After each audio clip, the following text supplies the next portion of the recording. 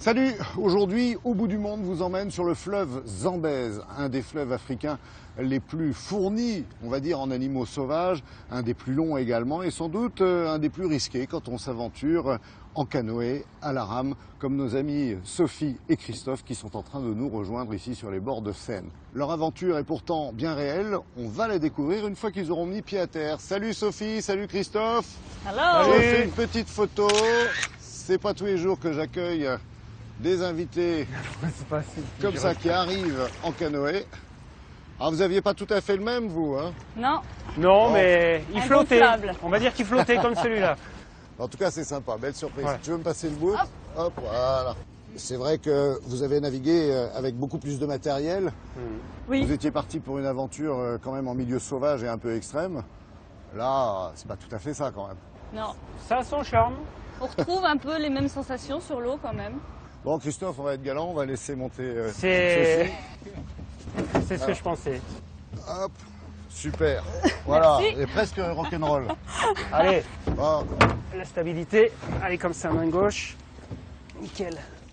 voilà. Allez, merci pour le petit exercice, c'est vachement sympa. On va quand même changer de navire, venez, c'est beaucoup plus confortable. Et pendant ce temps-là, le temps qu'on s'installe, on va découvrir en images et en son, parce qu'il est important, votre aventure. Venez.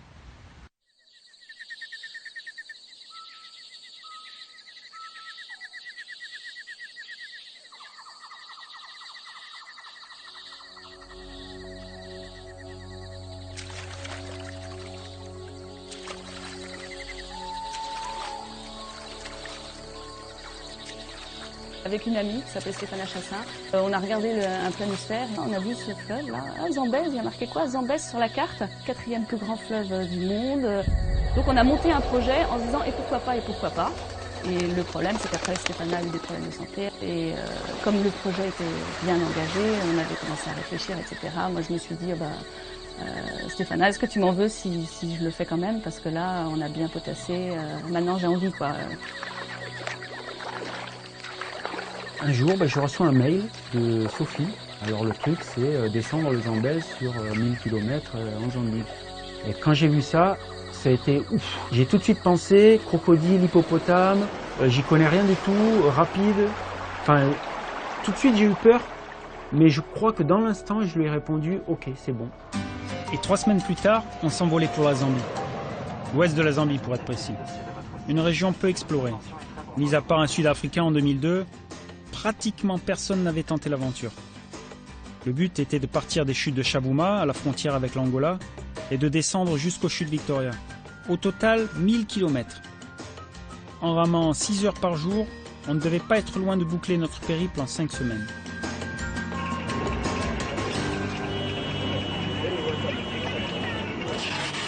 Arrivé à Lusaka, il fallait compter 2 jours et demi pour rejoindre notre point de départ. En pick-up, en bus et même en minibus. Rien de mieux pour s'imprégner de l'esprit local. Respirer zambien, parler zambien, enfin anglais, il ne faut pas exagérer. Et aussi s'habituer à la chaleur zambienne. Où est-ce qu'on va? Alors là on va à Chavuma, au départ de Zambézie. Il est 3h20. Donc, normalement on arrive dans 1h30. C'est bien chaud.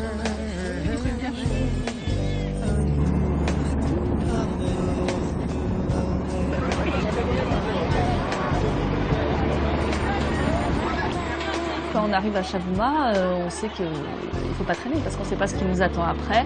Donc oui, on est pressé de partir, de commencer l'aventure. Et la première chose, c'était de se faire des provisions en découvrant la monnaie locale. Combien ça coûte? 10 000. Ça fait combien? 10 000. 10 000. Oui, mais c'est le prix d'un plat. Bien, ouais. On y est. Ouais, je pense. Hein. Bah attends.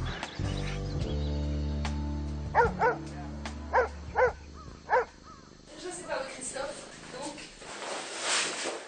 comme théoriquement nous partons demain aux aurores, qu'il est 4h moins le quart et que la nuit tombe dans 2h15, il y a un moment où il faut agir, donc je monte le canoë.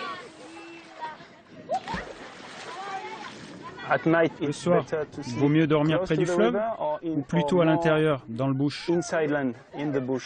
Il n'y a aucun danger si vous dormez sur une plage près du fleuve. Vous êtes en sécurité si vous faites un feu. Le feu vous protégera. S'il y a des hippopotames ou des crocodiles et qu'ils voient le feu, ils fuient. Alors, qu'est-ce qu'ils disent?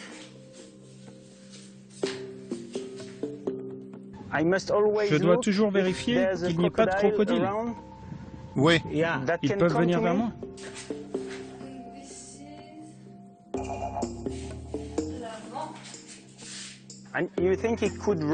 Et vous croyez qu'il peut courir vers moi sur 50 mètres, par exemple?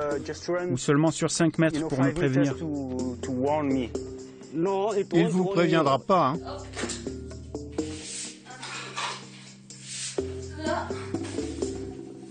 Quand vous verrez l'hippopotame dans le fleuve, il nagera vite. Il viendra pour vous tuer. Pour qu'on s'arrive mieux au bateau, en cadre rapide, je sais pas quoi, on se met à genoux et on glisse les jambes dans ces espèces de... Si vous avez un bâton, essayez de vous protéger. Ah oui, avec un bâton.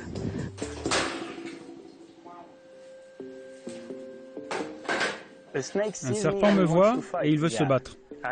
Je sais qu'il est rapide. Oui, il est très rapide. Je pars en courant ou quoi? Oui, tu pars en courant. Merci beaucoup. À bientôt. Ok, que Dieu te protège. Ok, ciao. Ciao.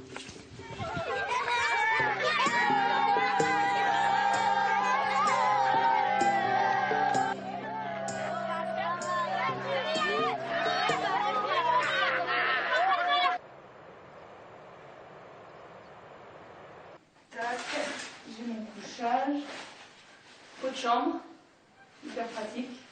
On se connaissait à peine. Oui, on n'avait jamais été dans une situation de voyage, confronté à des difficultés. Donc c'est vrai que les gens se révèlent à travers un peu les épreuves et voilà. Les boules caisses, plus besoin.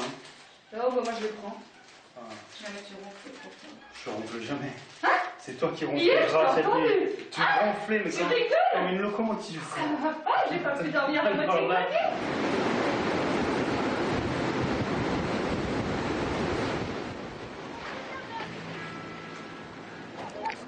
Bon, ça y est, on se met à l'eau. On va partir de Chavuma. C'est le début du trip. Bye. Bye.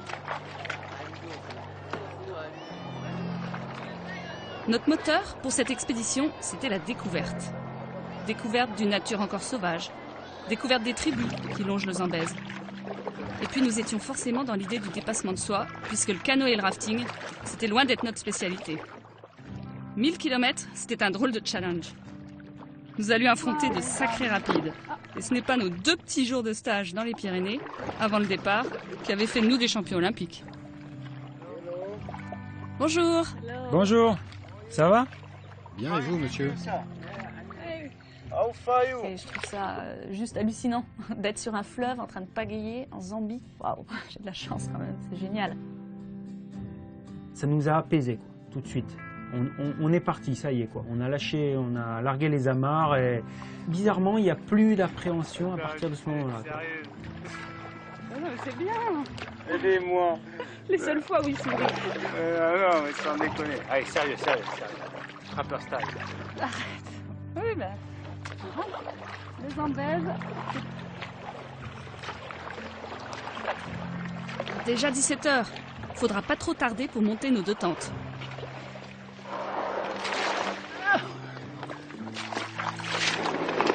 Oh, attends, il y a du là. Voilà. Il y a même une source. Ce qui est rassurant, c'est qu'il y a un village pas loin parce qu'on entend des voix. Et en plus, ce sont des traces humaines par terre, apparemment des petits gamins. Ce qui veut dire, a priori, pas de traces d'hippopotame ou de crocodile. On va être tranquille. RAS. On va aller voir ça de plus près. Premier bivouac, hein. Attention, on rigole pas. C'est fantastique. À gauche. Il y a un gros feu de brousse là. Hein. Des feux de brousse et des gamins qui piaillent de l'autre côté. Je vais aller voir ce que c'est que ces cris d'enfants qu'on entend.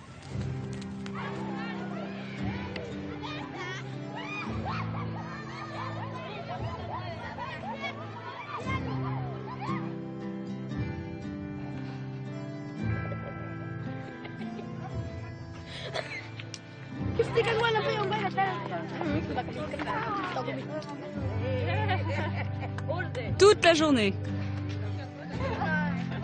Tu t'appelles comment? Quel est son nom? Joséphine. Sophie. Joséphine. Sophie. Répète.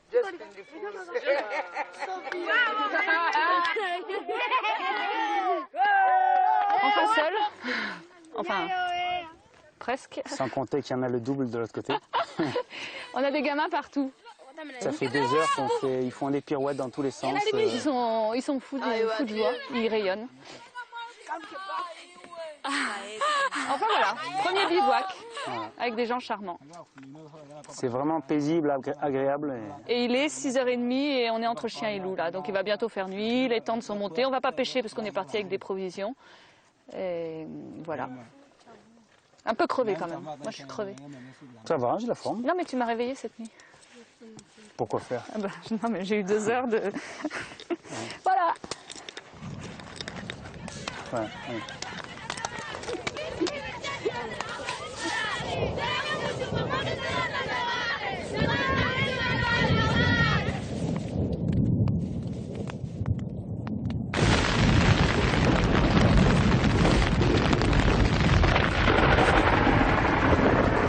On n'avait pas été prévenus par je ne sais plus qu'il y aurait des orages à la saison sèche aussi forts.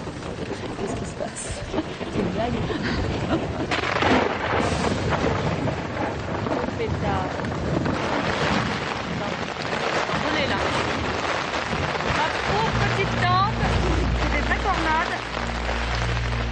Si ça se décroche, je suis mal.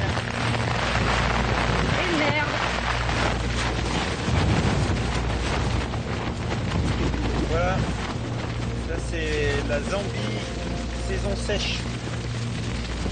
Il y a une chance sur 1 milliard de se faire foudroyer, mais malgré tout, ben, ça arrive. C'est vrai qu'il y a un moment, je me pose la question, je me dis, mais vers où on va, quoi.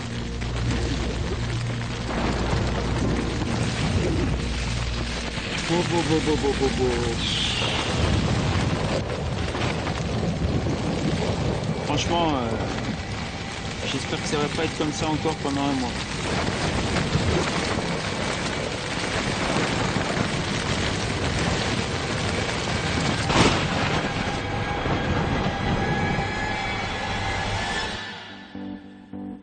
Inutile de vous dire qu'on n'a pas trop dormi et qu'on était content lorsque le soleil s'est levé et que le ciel s'est dégagé. En une nuit, on avait pris conscience de l'étendue de l'aventure qui nous attendait. Ça ne serait pas une promenade de santé.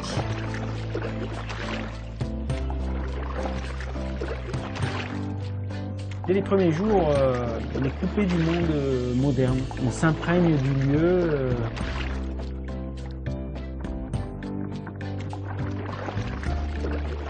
On rame tous les jours à peu près 6-7 heures par jour.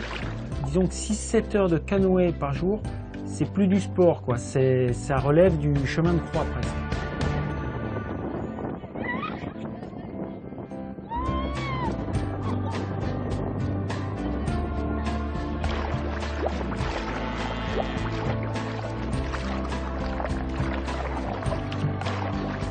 Hey, des œufs de crocodile. Where? Ici. Attention. Il y a un crocodile? Des œufs. Ah, des œufs de crocodile. Vous pouvez nous les montrer?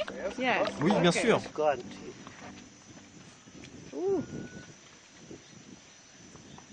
C'est notre campement. Yes, very nice. On va voir des œufs de crocodile.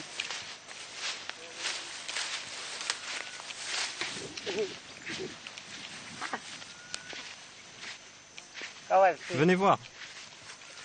La maman n'est pas là? Vous voyez? Ah oui, les petits œufs. The mama is not here. Tu t'appelles comment? Je m'appelle Kidson. Kidson.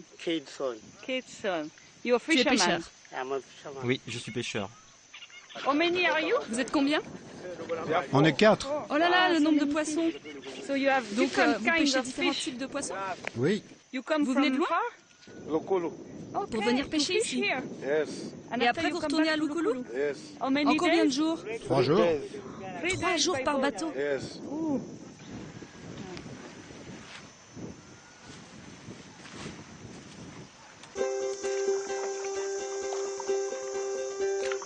Pour eux, c'est vrai, on se disait qu'on est leur distraction, quoi. On est leur écran de télé, on est tout ce que vous voulez, leur ouverture sur le monde. Ces deux blancs qui viennent les voir sur le bord du fleuve.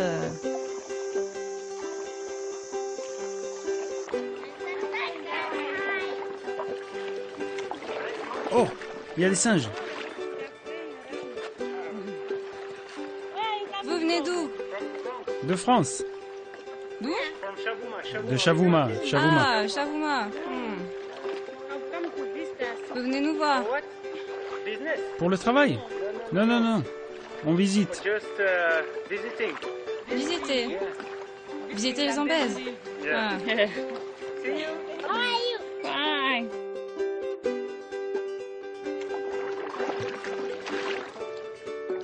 On n'avait pas trop la notion du temps. Les jours se succédaient, toujours pareil, toujours le même rythme et toujours différent. C'est ça qui est magique dans le voyage. Tous les soirs, il fallait ramasser le bois, préparer le feu, filtrer l'eau pour boire, pêcher, faire la popote, sans oublier de monter les tentes. Et tout ça avant le coucher du soleil.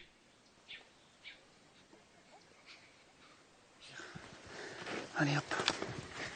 Bien, bien. Thank you. Le feu, on le fera là. Oula, dans le creux. On va faire un feu. Ici. Ah, c'est en plein, c'est le chemin.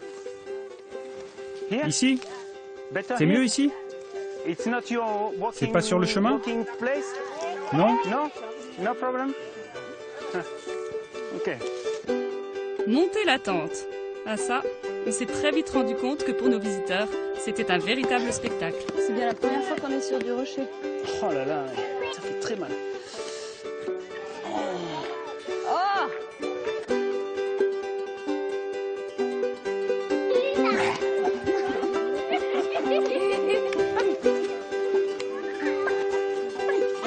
Christophe, ma foi, était très naturel dans le rôle du ronfleur.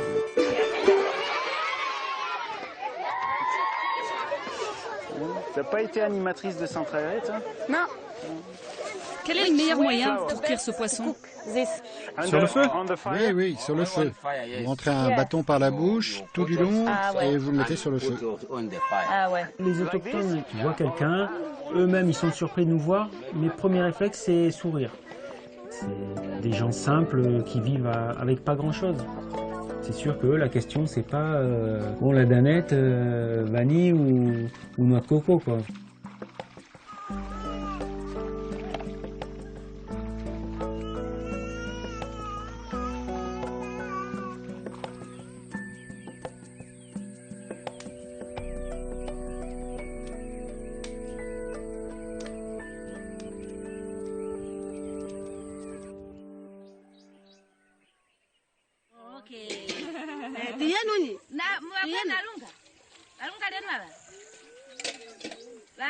Lui, c'est votre mari?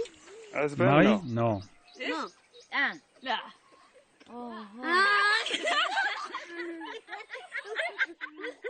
C'est un ami. Un ami.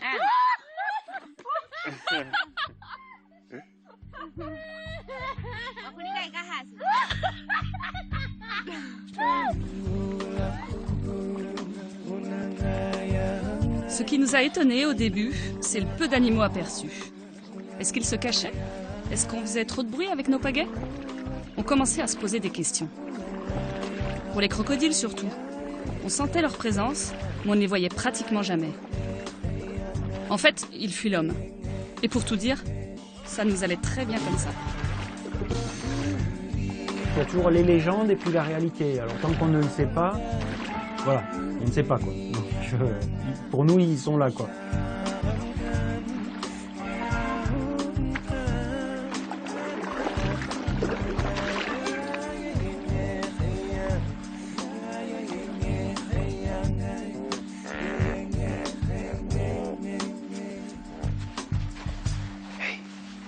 On était en train de ramer là, juste derrière, à l'approche de cette petite île là. Tout à coup, je tourne ma tête vers la droite, et là, je vois 5 énormes têtes d'hippopotames. Ils ont remonté le courant là, et on les observe. On attend déjà qu'ils nous laissent le passage, parce que le fleuve est très étroit à ce niveau. Ils ont l'air calmes comme ça, mais ces hippopotames sont quand même les plus grands dangers du fleuve. Très loin devant les crocodiles. Pour protéger leur territoire, ils sont prêts à vous arracher une jambe en moins de 2. Il vaut donc mieux être patient. Vous observez, il y avait toujours la tête tournée par là. Je pense qu'il y en a un qui doit protéger plus. Ouais, et là, de toute façon, le groupe est parti et l'autre qui regardait. 1 heure plus tard, la voie était libre. On pouvait repartir.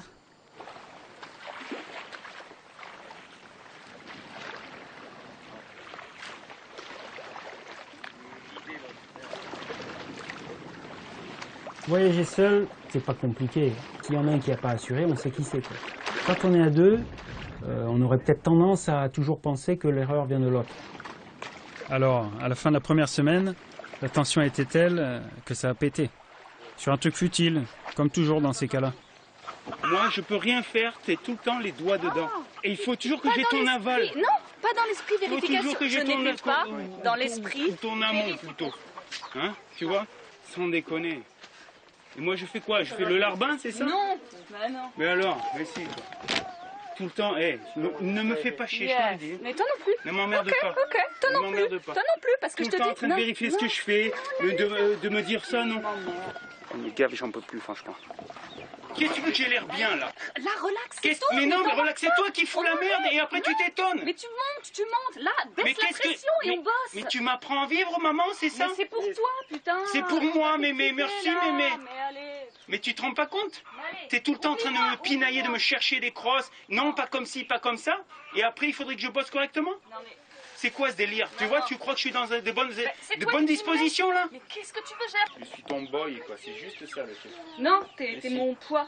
Bon, allez, on travaille? Non, je ne peux pas travailler avec elle. On a tous les deux forts caractères. Mais j'aurais pu espérer qu'il n'y ait pas autant d'antagonisme quand même. Non, c'est une suggestion. Mais tu crois que tu me donnes envie? À chaque fois que je fais des trucs, il faut que Mémé me donne son aval, son assentiment. Ces gens devaient nous prendre pour des fous. C'est dommage car notre rencontre avec eux, du coup, avait un peu tourné court. Bilan physique. Bah écoutez, moi tout va bien, à part voilà, 7 ampoules. J'ai mal nulle part, ni au dos, ni au bras. Et là j'ai l'impression vraiment que je suis rodée pour ramer. Moi j'ai diverses plaies aux pieds. Diverses plaies aux pieds, entre autres, à surveiller quoi.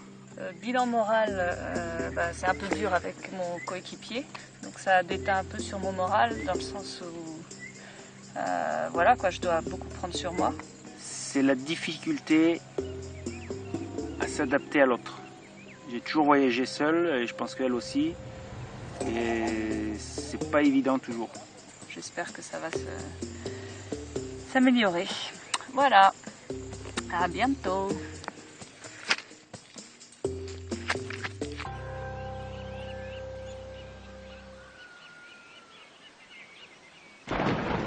C'est un nouvel orage qui salue notre entrée dans le Barotse Floodplain. Autrement dit, dans la plaine inondable du Barotse.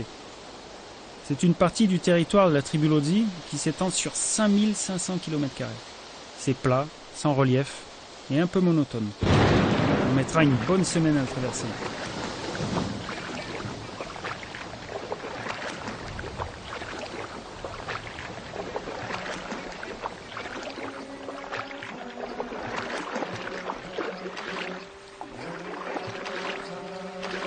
Je crains beaucoup la foudre, c'est un peu comme une croyance stupide, mais j'ai l'impression que l'éclair va me repérer. Quoi. Vous n'avez pas un sac plastique? Quoi? Un sac plastique. Un sac en plastique? Tenez, là. Une fois sa montre au sec, ce jeune Lozi nous propose de venir nous abriter chez lui.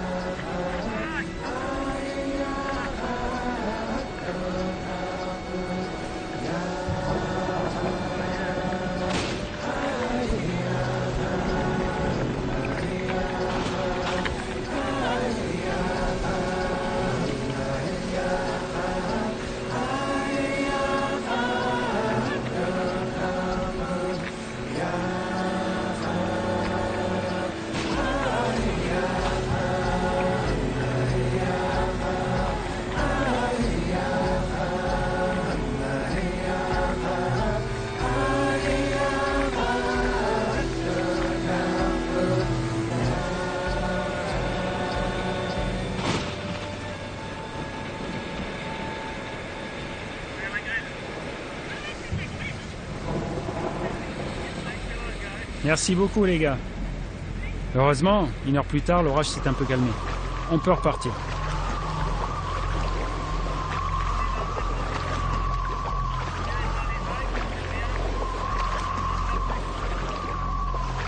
Quand on voyage à deux, c'est vrai qu'il faut toujours prendre en compte la volonté de l'autre, se taire quand il faut pour continuer, parce que pour pas envenimer les choses, il faut beaucoup prendre sur soi. Le paramètre autre qui est omniprésent tout le temps.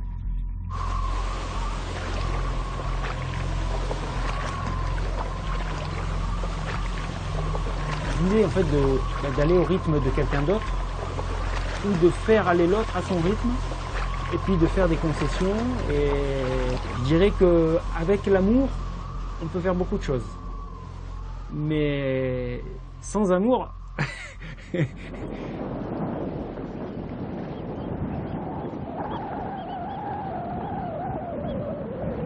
bon là les conditions de météo sont vraiment exécrables. Il y a des gros soucis d'entente avec ma coéquipière là. Donc là c'est vraiment pénible. Mais voilà, il faut continuer, on n'a pas le choix. Moi je prends sur moi, je me tais.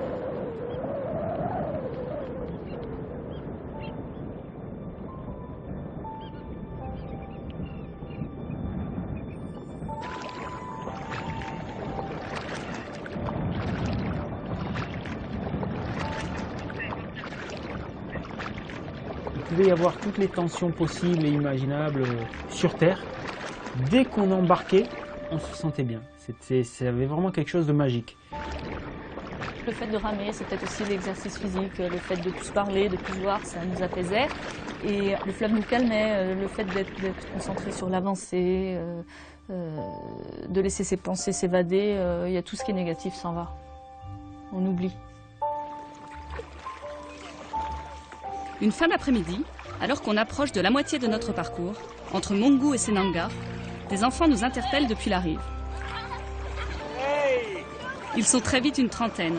Pourtant, on ne recense que 17 habitants au kilomètre carré en Zambie.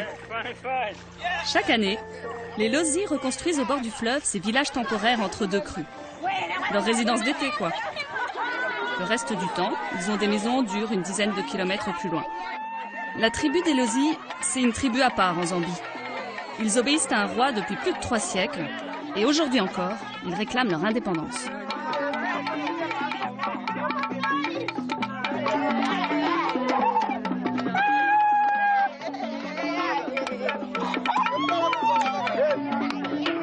Les Zambiens, ils ont la joie à fleur de peau, il suffit de les pousser un peu et ils éclatent, ils rient, ils dansent, ils chantent, il suffit d'un rien. Le moindre événement est prétexte à rire et à s'amuser. Ils sont en harmonie.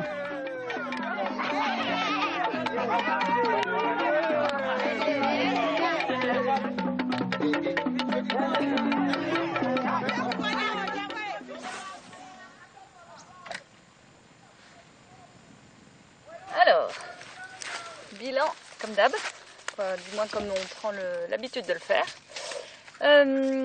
Physique, tout va bien, mal nulle part, plus d'ampoules, je fais des bonnes nuits de sommeil, c'est incroyable comme on dort. Physiquement ça va, musculairement, bon, j'avais une petite plaie à l'orteil gauche, là, à un orteil gauche, qui m'inquiétait un petit peu et apparemment ça ne s'infecte pas, donc c'est une bonne chose. Ensuite, la navigation se passe bien. On ne s'est jamais perdu, on n'a jamais pris de bras mort. C'est de mieux en mieux avec ma chère coéquipière Sophie. C'est-à-dire que quand elle rame pas, je le sens, quoi. Donc c'est bon signe, ça veut dire qu'elle rame bien. Et j'espère que je rame aussi bien, quoi. Morale, ça va aussi. Avec mon coéquipier, nous avons signé un pacte de non-agression mutuelle. Donc j'ai bon espoir. Et comme il n'y a que ça en fait qui me perturbait moralement, tout va bien. C'est pas tout, mais il faut ramener du beefsteak à la maison parce que sinon, je risque de me faire gronder. Et puis moi aussi, j'ai très faim.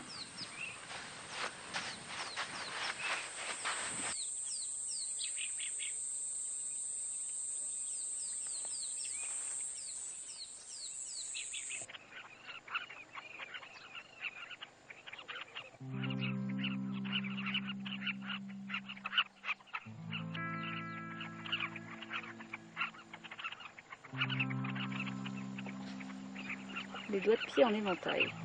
Alors tu rames? C'est vrai que c'est vraiment le cagnard. Alors le croco, on l'attire comme ça. Et c'est là qu'il surgit. Voilà. Ok. Allez. Barreau de C, 1000e.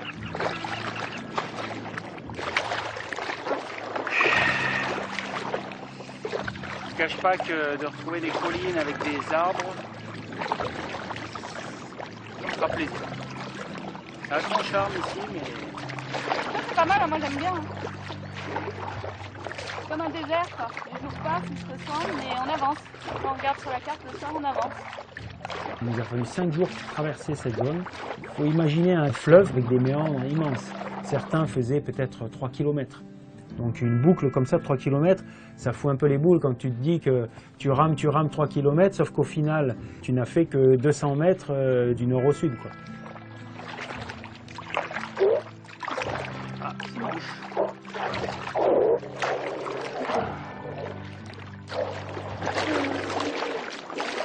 Il faut hein. Regarde, il vient de plonger. Ah ouais, incroyable, super. Là, je crois... Et on dirait des mâles, ils se battent ou quoi?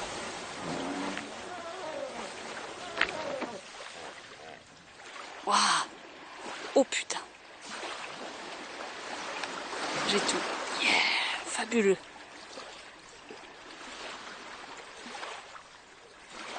Quand on voit les narines, les yeux, les petites oreilles, et là on se dit waouh, c'est un hippopotame, on est à côté, on n'est pas dans un zoo, et ça c'était vraiment super.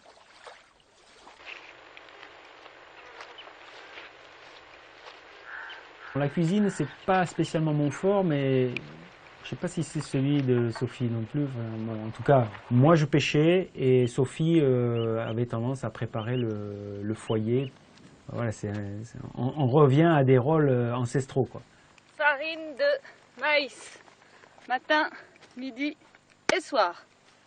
Alors je pêchais, je faisais semblant, parce que sur tout le voyage quand même, j'ai attrapé 7 poissons, je crois. C'est exceptionnel. Bon, 2 petites sardines. Là c'est du tiger fish, c'est de l'alevin presque à ce stade. Ça c'est des tigers? Oui, c'est des tiger fish, mais microscopiques quoi. Non. Si, c'est du nain quoi.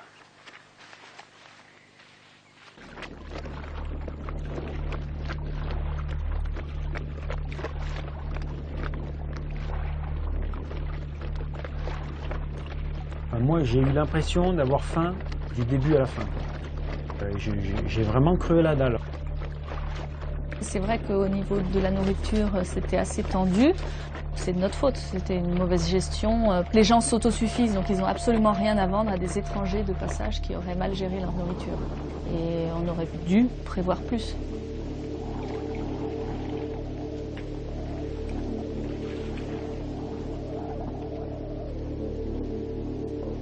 Qu'est-ce que vous pêchez? Comment? Quel poisson vous pêchez? Des poissons tigres. Avec une ligne? Oui. Avec une canne à pêche? Et vous vous servez de petits poissons pour prendre des gros? Des gros, des petits. Et les petits, vous les mangez? Oui, oui. Ouais, nous le problème c'est qu'on va pas dans les magasins. On mange que ce qu'on trouve dans l'eau. Combien de poissons vous pêchez en une heure? À peu près une dizaine. Yeah. Ah non. 10. 10? 10 ou 15. Regarde, il en a. Yeah. Congratulations. Félicitations. Je crois qu'on va essayer de pêcher comme ça, hein. Ça sera peut-être plus fructueux qu'avec les cuillères. Well, bye bye. Au revoir. Ravi de t'avoir rencontré. Merci beaucoup.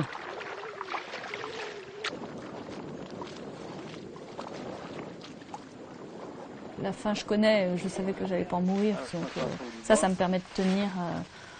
On avait moins d'énergie aussi quand même. Ouais. Au niveau de l'énergie, ça se sentait. On met quoi avec la chima? Des oignons, de l'ail, du mouton? Qu'est-ce qu'on choisit? On a perdu chacun, je pense, 6 kilos à peu près. Sauf que l'un et l'autre, on est déjà faim à la base, quoi. Elle va être bien épaisse. Là, je la rêve avec du sel. Bon, après, la faim, tout est relatif. Hein. C'est sûr qu'il y a des gens sur Terre qui ont plus faim que nous, quoi. Mais malgré tout, ouais, la faim, c'est un truc qui m'a suivi du début à la fin. Voilà. Passe-moi la sauce, s'il te plaît. Non. La sauce. Il n'y en a pas. La viande. Il n'y en a pas. Tout manger. Chima cru. Facile à partager. Compact. La chima comble tous vos appétits.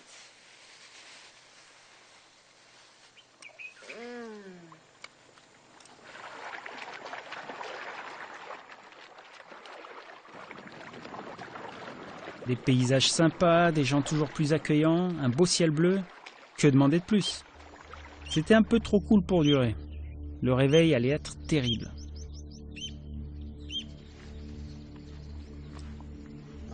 Ouais, tiens, il y a des gens là-bas. C'est clair qu'ils sont partis par l'eau. Hein. Ouais. Regarde, ils n'allaient pas se faire chier à le porter, quoi. Ah non, et puis il n'y a pas de trace de... Il est 6h15, et en nous réveillant, notre bateau qui était là, à côté des deux dugouts, n'est plus là. On nous a piqué aussi notre casserole. Donc plus de casserole, plus de chima. Qu'est-ce qu'on fait? On se mange les ongles. Enfin voilà, donc il n'y avait plus que... Et encore, j'allais dire, il n'y avait plus que la pêche pour nous, mais non, on s'était fait piquer aussi la canne à pêche. Voilà. Hey, Ismaël! Le bateau disparaît, et comme par hasard, deux gars arrivent, de bons samaritains. On parlemente, il y en a un qui tremble un peu quand on connaît toute la police le long de la rivière, que tout le monde connaît ce bateau.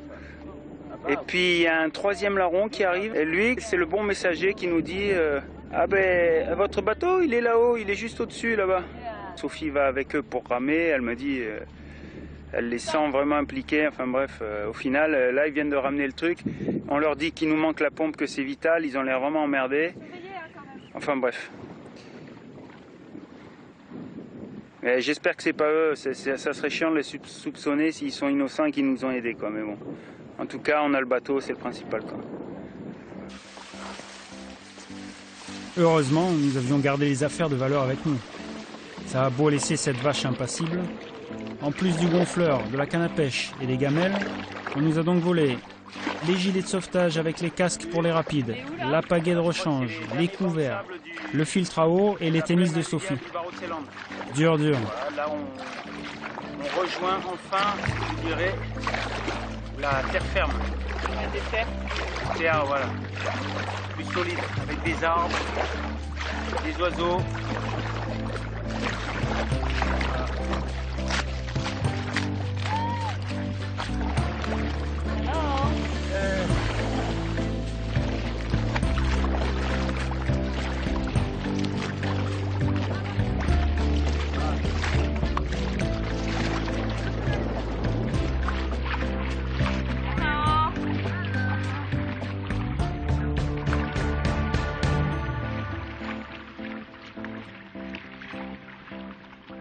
Ah, les hippos. Pour un peu, on les aurait oubliés.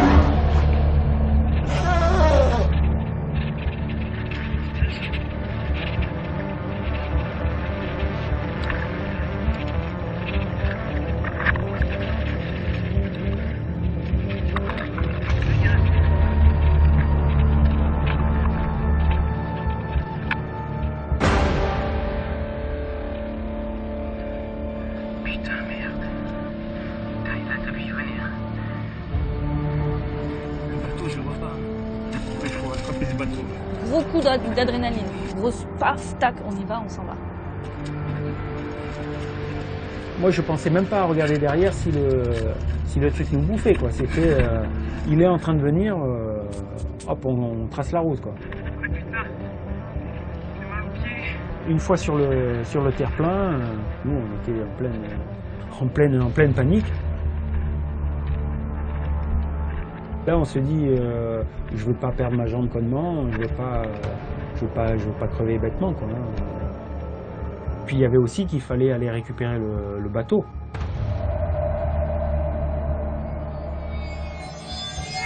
L'hippopotame, c'est le deuxième animal le plus meurtrier en Afrique après le moustique. Ça fait plusieurs tonnes, il nage mieux que nous, il va plus vite que nous, on est à sa merci. Le bateau, il était quoi, à 5-6 mètres du bord, c'est pas énorme, mais ça voulait dire quand même se jeter dans l'eau, sachant qu'il y avait l'hippo qui était pas loin, des crocodiles peut-être sous les roseaux, enfin bon.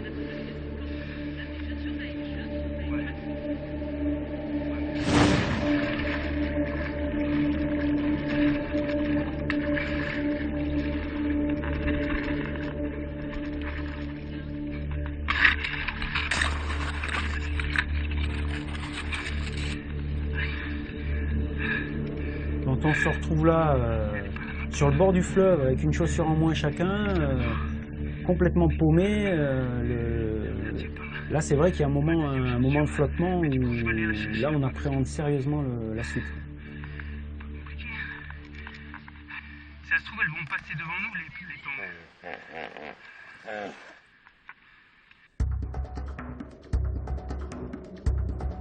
Allez, encore une semaine à ramer. Et à ramer ferme, car les rapides de Katambora, ça va pas être de la tarte. Là, on arrive sur la partie la plus dangereuse du parcours. On voit des splashes là.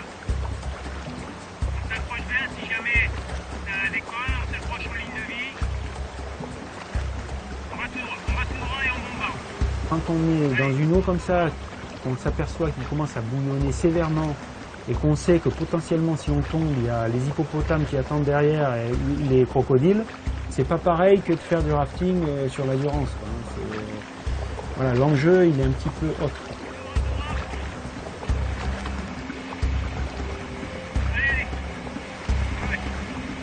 Allez, c'est bon. Voilà, restons bien dans l'axe. Excellent. C'est là ils vont vite. Hein. Excellent.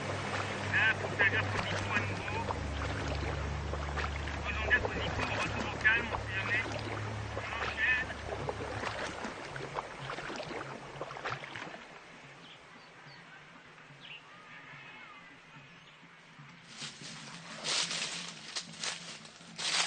Là, on vient de débarquer, on était dans le bateau. On a entendu du bruit. Des tam-tams, apparemment. Et comme on est le jour de l'indépendance, on s'est dit qu'on allait aller voir ce que c'était que la fête là-bas, parce que c'est de la musique traditionnelle, ça peut être que super. Hi. You're fine. Hi, madame. Hi. You're okay? Yes. C'est le jour de l'indépendance. 24 octobre 1964, l'indépendance de la Zambie. Avant, ici, c'était la Rhodésie du Nord britannique.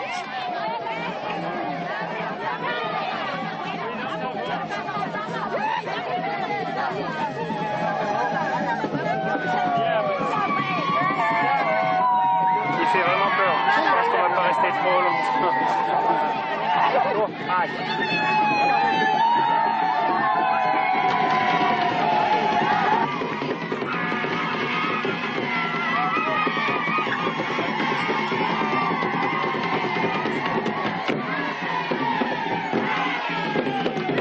C'était chouette parce que là on se sentait vraiment pris dans l'événement, sur le vif, hein. Ils nous attendaient pas, c'était pas pour nous. Avec des musiciens qui jouent, des gens qui chantent et 3 personnes déguisées.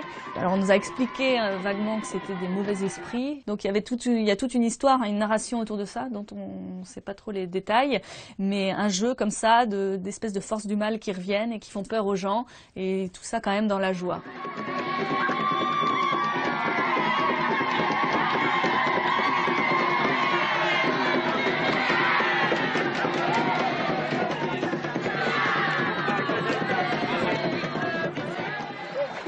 On n'a plus trop l'habitude du bruit après 5 semaines sur le Zambèze.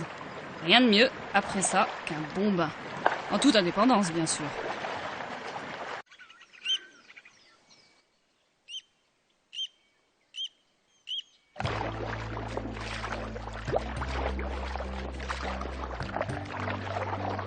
À chaque méandre, on se disait qu'est-ce qu'on va trouver derrière, ça va être quelque chose de nouveau. Et donc c'était une découverte permanente parce qu'on ne savait pas du tout à quoi s'attendre. La perception depuis un bateau n'a strictement rien à voir avec la perception du même lieu sur la rive. Depuis l'eau, en fait, on voit quelque chose d'autre.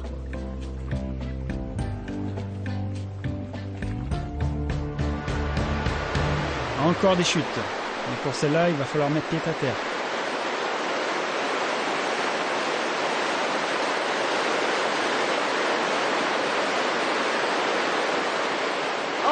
Combien de chutes? 2. Ici, il y en a 2 petites et là-bas une plus grande. Si vous continuez par là, vous trouverez la plus grande.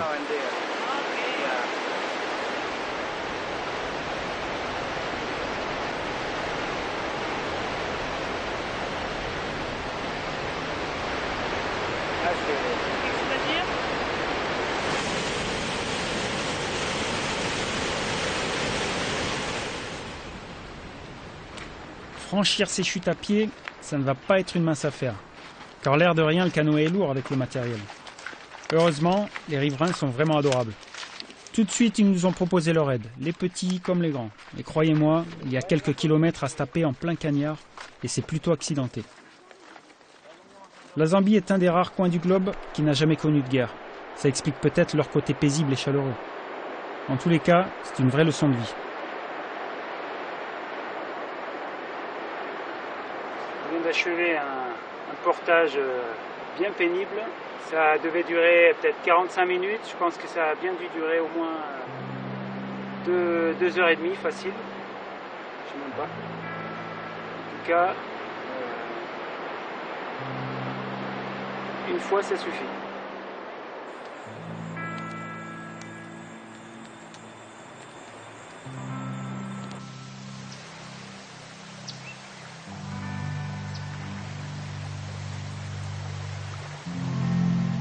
Allez, courage! Nous ne sommes plus qu'à une centaine de kilomètres des chutes Victoria.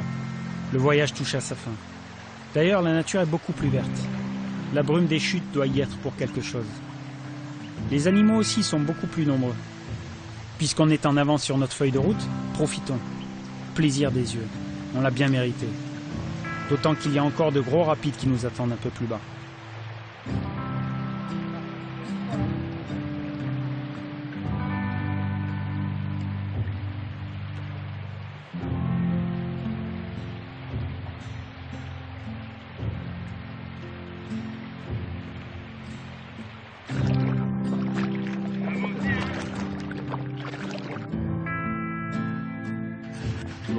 Mais bon.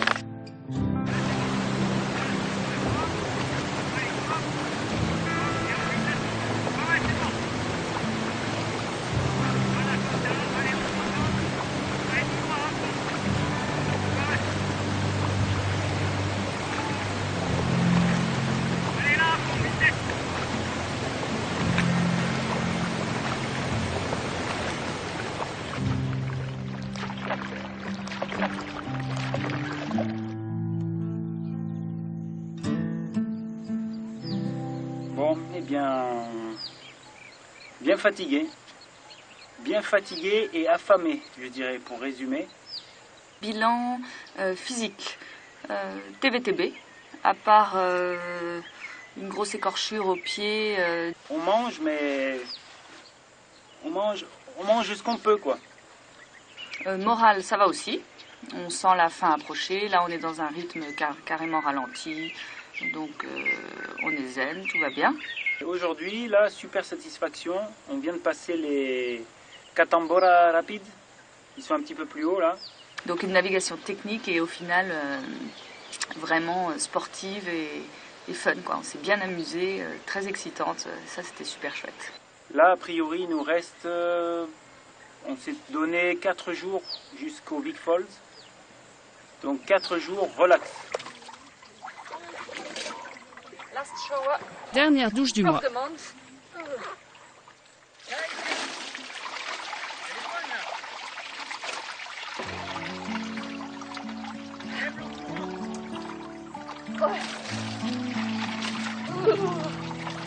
Ça commence à faire froid là.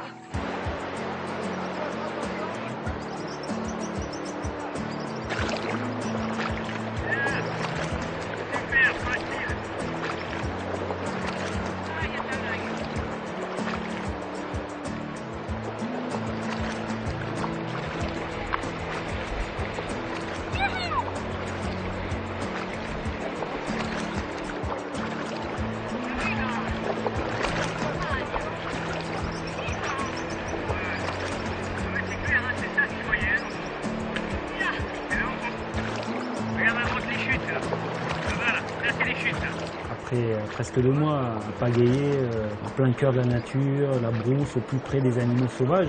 On arrive aux chutes Victoria et là c'est quand même... il y a une émotion, quoi. C'est vrai que de voir ce panache de vapeur là au-dessus des chutes, on a dépassé à la fois les difficultés physiques, climatiques, les difficultés aussi relationnelles, parce que ça n'a pas été facile tous les jours. Ben, on a quand même atteint notre objectif, quoi. Il y a un moment, donc une grande joie d'être arrivé au point où ceci se termine. Et j'ai un peu un sentiment de libération. C'était beau, c'était fort. Ça a vraiment mobilisé tout l'être. Et ça, c'est vrai que c'est un peu ce que je recherche dans le voyage. On se dit, ce projet, on l'a planché, on l'a potassé, et puis là, hier, on l'a fait. Ouais, ça marche.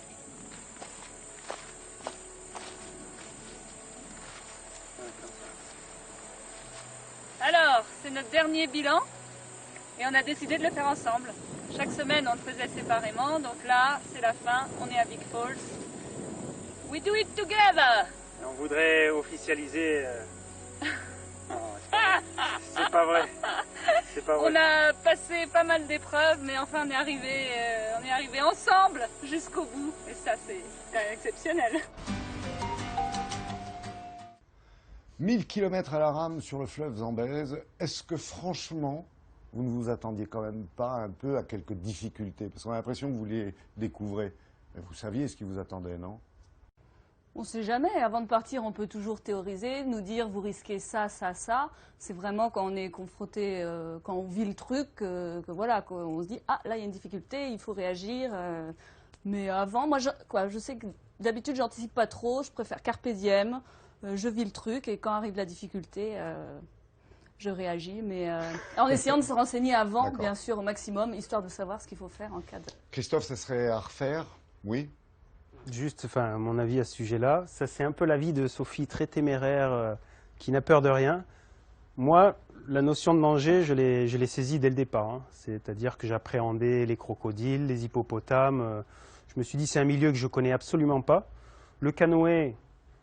On n'était pas spécialement champion de France, ni l'un ni l'autre. Donc bon, il y avait quand même une petite appréhension, enfin une grosse appréhension même. On maîtrise maintenant. Ah maintenant, ben voilà. Après 1000 km d'entraînement maintenant, sur le Zambèze, ici. Mais disons qu'on savait qu'il y aurait des rapides, on savait que ça allait être pépère, hein, que ce serait surtout qu'on avancerait à la force des bras. Mais après, comment on ne peut pas se faire tout le trajet avant de le vivre? Donc c'est vrai que moi, je pars sereine et en ayant vraiment essayé de préparer le truc. Et après, Inch'Allah. Bon, alors, justement, oui. Si je vous dis demain vous repartez, vous le faites?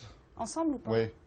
Non, mais bien sûr, c'est la question, parce qu'on a l'impression que vous passez quand même beaucoup de temps à vous disputer un peu sur le... Ce n'est qu'une impression. Non, alors peut-être que... C'est difficile de calculer, mais on a eu des grosses prises de bec qui s'atténuaient. Hein. Le fleuve résout beaucoup de choses. L'eau, le mouvement, voilà, c'est très apaisant. Je ne pense pas que qu'on repartirait ensemble. Personnellement, alors j'ai peut-être plus de résistance non, à ce niveau-là. Moi, ça aurait été oui, pourquoi pas, justement, pour conjurer le sort. Ou sur un autre type d'aventure Personnellement, moi personnellement, oui. Je dis oui. Oui. Je suis ravie de le savoir. Eh ben, écoute, moi personnellement... Qu'est-ce qui vous a nourri tout au long de ce périple? Finalement, c'est la différence avec l'autre? Moi, mon moteur dans ce genre de voyage, pour répondre, c'est l'autre. Ouais. C'est clairement de découvrir des modes de vie, des gens. C'est tout ce qui borde le fleuve et que j'avais soif de découvrir. Est-ce que c'est un tournant dans la vie quand on est jeune comme vous et qu'on se dit mais il y a tellement d'autres terres à explorer, d'endroits.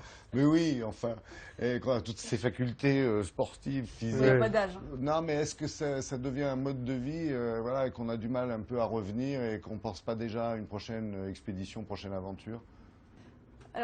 Alors pour moi, le voyage fait partie de ma vie, mais c'est pas du tout prévu à l'avance. C'est au fil des envies, des impulsions, des idées qui viennent. Rien n'est écrit. Je me dis pas, je fais un voyage par an. Moi, c'est ça mon moteur, c'est de m'imprégner. J'adore découvrir un milieu, et pour moi, la meilleure façon de le découvrir, c'est de vivre le plus simplement possible. Donc avec un coéquipier, un bateau, 30 kilos de bagages et basta. Voilà, c'est pareil. Toi aussi, Christophe? Moi, je suis un objet parmi d'autres.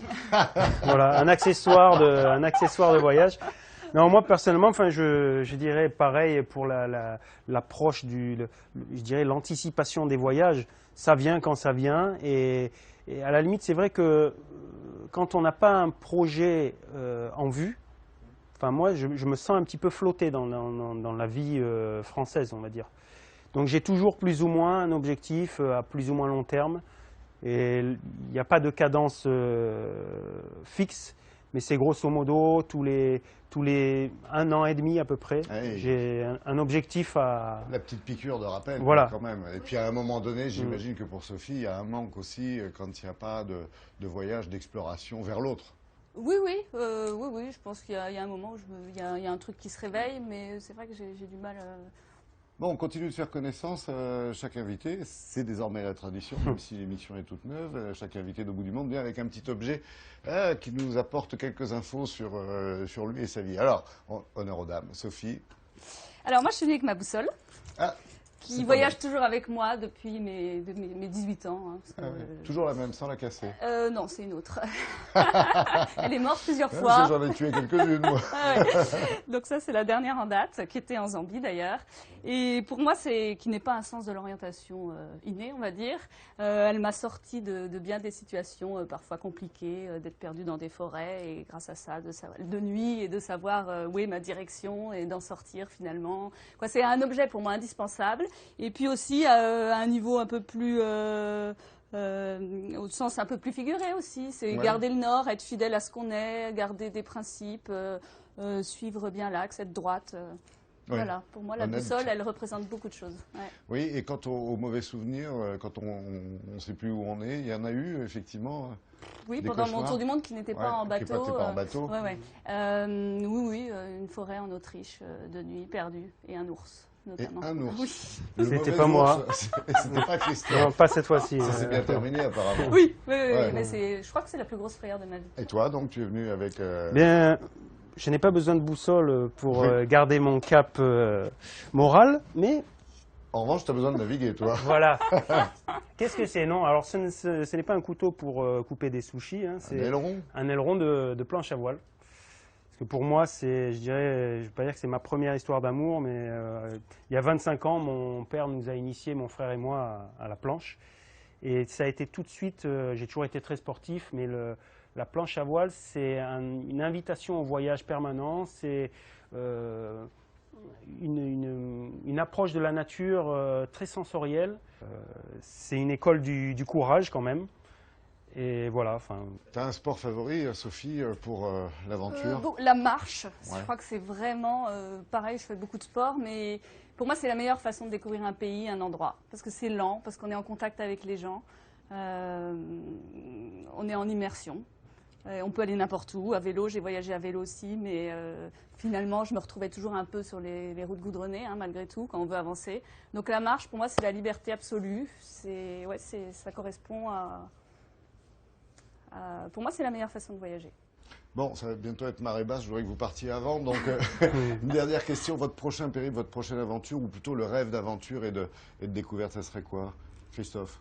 Je vais partir avec un ami en mars 2014 on va dire, l'océan Atlantique, hein, de façon symbolique, pour rallier le pied du mont Everest, hein, une sentinelle facilement identifiable. Et là, on va partir donc en stop dans un premier temps, tant qu'on sera en Europe, on va dire. Et ensuite, quand on arrivera après l'Iran, donc Turkménistan, Tadjikistan, là, on va plus privilégier la marche. Justement, pareil, comme ce que dit Sophie, la marche, il n'y a pas plus, passe-partout. Sophie, au pays des ours? Non, ça c'est fait. Là, je reviens. Cet été, je suis partie avec 3 amis. C'était un projet que j'avais en tête depuis longtemps, après avoir lu Ismaël Kadare. Donc, j'ai traversé l'Albanie à pied avec 3 amis. On s'est bien régalé. C'est un pays très sauvage, complètement paumé. On arrivait des petits paysans. Il n'y a pas de route en plus, donc on se retrouve sur des sentiers larges. C'est hallucinant. Donc ça c'était un petit projet. Puis là, non, pour l'instant, rien n'est dans les bagages. Je pars marcher dans 3 jours en Corse, mais à part ça...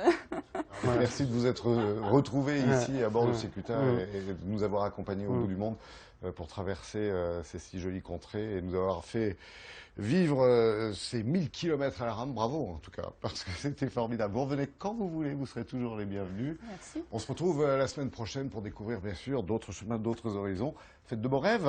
Salut, à bientôt.